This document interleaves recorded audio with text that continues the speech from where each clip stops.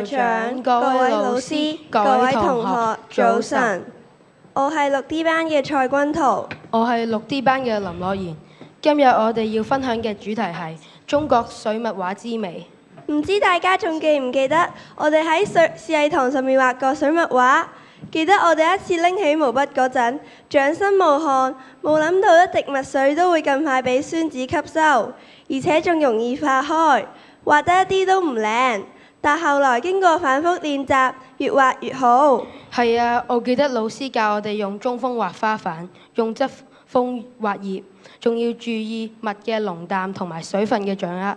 雖然一開始好難控制，但係畫出嚟嘅感覺真係好特別。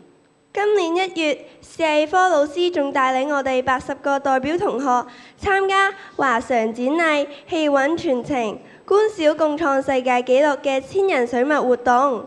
活動當日，超過2000個師生一齊喺團線上面畫水墨畫。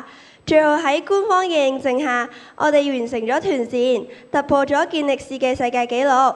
嗰一刻，我真正明白咗咩叫意境。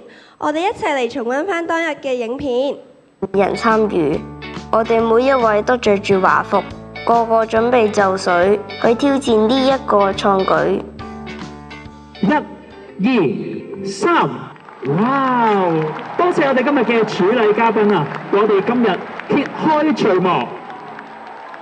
今日咧繪畫嘅主題咧係以24節氣為我哋畫嘅內容。呢個24節氣係我國古代曆法嘅重要組成部分。喺2006年呢，我哋嘅24節氣呢更加係列入首批國家級非物質文化遺產代表性嘅項目名錄。可見呢一項嘅傳統文化，佢有深遠嘅價值同埋歷史意義。我好希望呢大家記住，中華文化係我哋中華民族精神文明嘅結晶，承載住我哋民族同埋國家嘅精神追求，盼望同學一齊努力成為學通古今、才德兼備嘅新一代。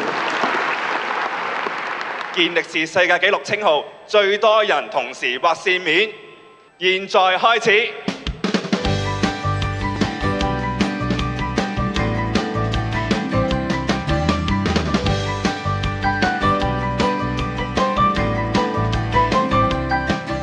挑戰結束，請各位同學停筆。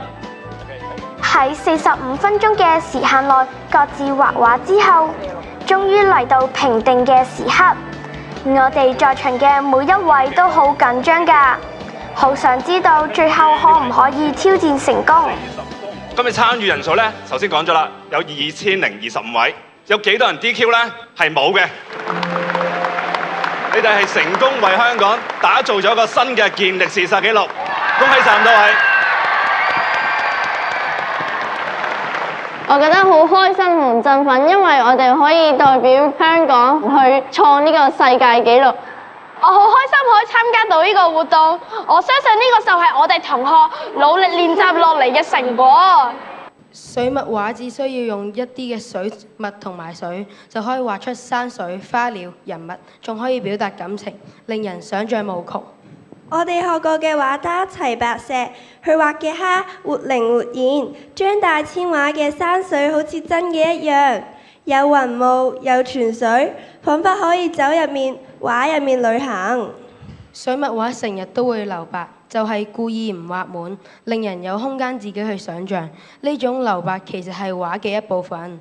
喺學水墨畫嘅過程，我學會咗要有耐性，要細心觀察，畫一條線都要慢慢嚟，心要靜，手要穩。